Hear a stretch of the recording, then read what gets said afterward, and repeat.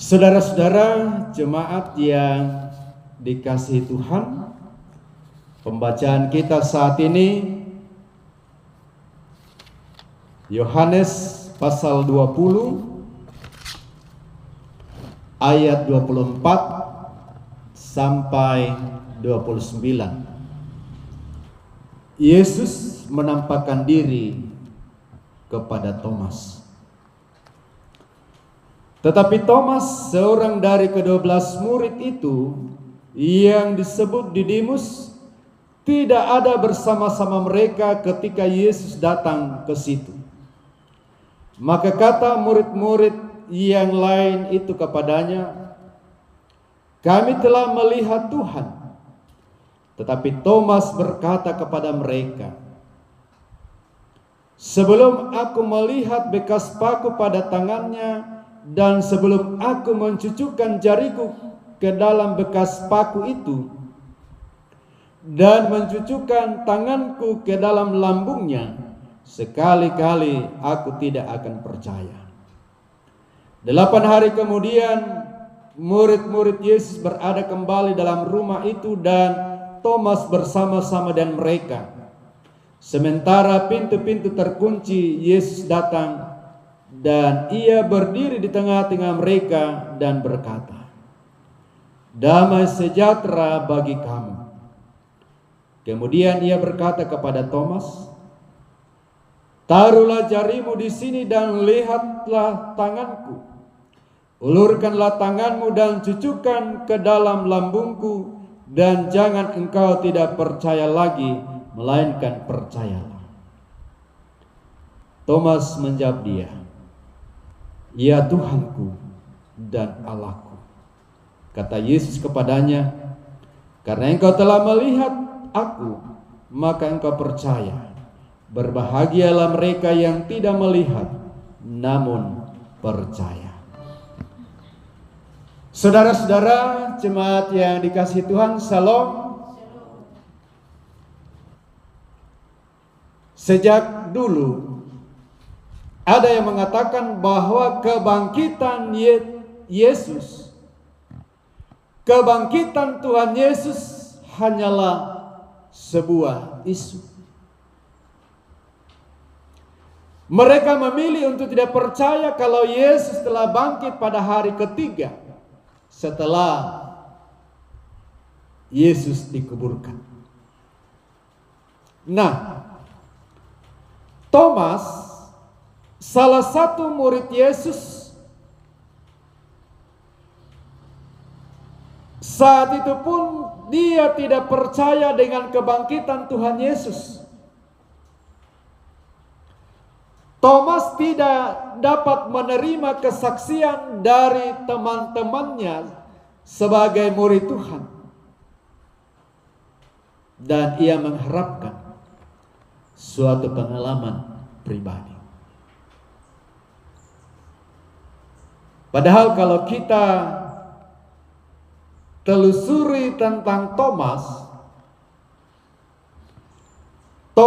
yang disebut Didimus bahkan siap untuk mati bagi Tuhan. Itu kita bisa baca dari Yohanes 11 ayat 16. Itu menandakan bahwa dia adalah murid yang setia. Ia juga seorang yang lambat belajar, tetapi dia jujur. Thomas kecewa karena Tuhan Yesus telah mati sehingga ia meninggalkan orang percaya lainnya dan menyendiri. Ia tidak bersama-sama dengan murid-murid yang lain ketika Tuhan Yesus menampakkan diri kepada mereka. Nah, saudara-saudara jemaat yang dikasihi oleh Tuhan, namun dalam keadaan atau suasana yang dialami oleh para murid, secara khusus Thomas, Tuhan Yesus tidak ingin para murid tenggelam dalam keraguan-raguan mereka seperti Thomas pada saat itu.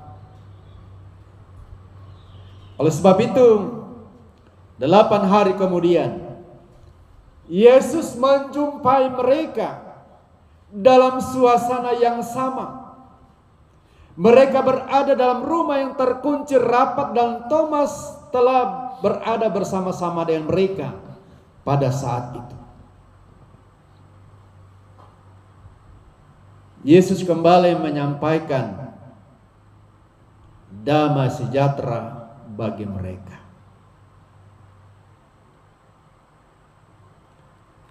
Ketika Thomas sudah berada bersama-sama dengan murid yang lain, Yesus kembali menampakkan diri dan menyampaikan damai sejahtera bagi kamu. Dan pada saat itulah terdengar pengakuan iman pertama kali dari Thomas. Ia Tuhanku dan Allahku. Ketika Tuhan Yesus menyapa Thomas, menyuruh dia mencucukkan jarinya, mencucukkan tangannya terhadap bekas paku dan lambung yang tertikam, Thomas menjawab dan menyatakan pengakuan iman, ya Tuhanku dan Allahku. Melalui pengakuan ini Thomas bukan sekedar menganggap Yesus sebagai guru, sebagai nabi atau penyelamat, tetapi bagi Thomas Tuhan Yesus adalah Tuhan dan Allah. Yesus berkata kepadanya, karena engkau telah melihat aku maka engkau percaya. Berbahagialah mereka yang tidak melihat namun percaya. Ungkapan Tuhan Yesus ini bukan menegur, melainkan sebuah berkat bagi semua orang yang menjadi percaya tanpa melihat dan menyentuh. Nah, saudara-saudara, jemaat yang dikasihi Tuhan, di tengah-tengah kita menjalani kehidupan ini, kita juga sering kali tidak yakin akan kuasa Tuhan yang sanggup menolong kita. Kita sering meragukan kuasa Tuhan yang bekerja lewat orang-orang yang ada di sekitar kita. Kadang kita terlalu fokus dan terlarut pada masalah yang kita hadapi, sehingga kita lupa melihat dan menyadari bahwa Tuhan sedang bekerja dan berusaha menolong kita melalui sesama kita, melalui keluarga kita, melalui orang-orang terdekat kita, melalui tetangga kita, bahkan mungkin juga melalui orang-orang yang kita tidak kenal sebelumnya. Kadang kita tidak melihat hal-hal kecil sebagai pertolongan dan mujizat Tuhan yang sedang bekerja dalam hidup kita, karena kita membayangkan dan bermimpi tentang hal-hal besar yang Tuhan akan buat dalam kehidupan kita. Saudara-saudara, jemaat yang dikasihi oleh Tuhan, kita sebagai orang percaya atau kita sebagai gereja saat ini ada karena pemberitaan dari orang-orang yang mempercayai berita bahwa Yesus adalah Allah yang telah mati dan bangkit dan naik ke surga. Tidak ada di antara kita saat ini yang sudah melihat Yesus, namun kita meyakini dan mempercayainya sebagai Tuhan dan Juru Selamat. Berita kebangkitannya adalah suatu semangat untuk beriman bagi kita. Walaupun sebagai gereja kita disuruh ke dalam dunia untuk memberitakan berita tentang keselamatan ini. Kita disuruh ke dalam dunia ini menghadapi berbagai tantangan, tekanan, dan hambatan. Akan tetapi gereja terus bersaksi tentang kebangkitan itu, bahwa Yesus sungguh-sungguh telah mengalahkan maut. Saudara-saudara, jemaat yang dikasihi oleh Tuhan,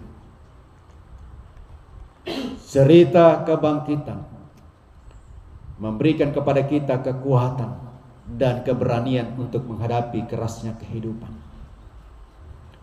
Murid-murid yang semula takut dan putus asa dan kehilangan harapan mendapatkan kekuatan yang baru untuk menghadapi kehidupan dan pelayanan mereka. Mereka semua yang tercerai-berai kembali berkumpul, menyatukan kekuatan mereka. Dari situlah muncul cikal bakal jemaat Kristen yang pertama.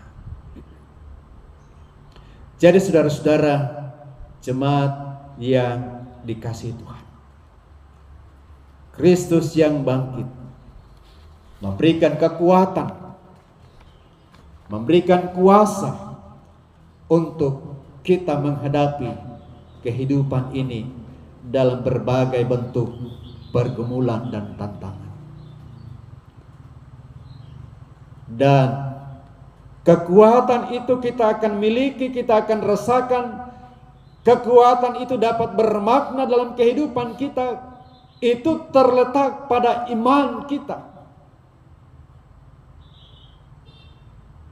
Iman yang harus melebihi iman yang dimiliki Thomas. Di mana walaupun kita tidak bertemu secara langsung muka dengan Tuhan Yesus seperti Thomas, tetapi kita percaya itulah kelebihan yang kita miliki menurut Tuhan Yesus sendiri.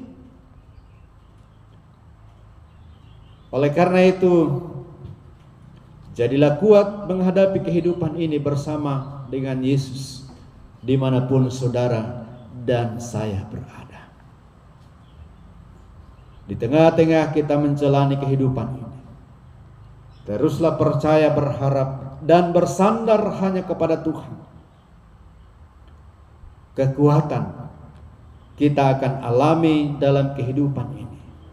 Kekuatan dan kuasa dari Tuhan kita akan alami dalam kehidupan ini. Itu terletak pada iman. Sejauh mana kita selalu mengharapkan pertolongan Tuhan.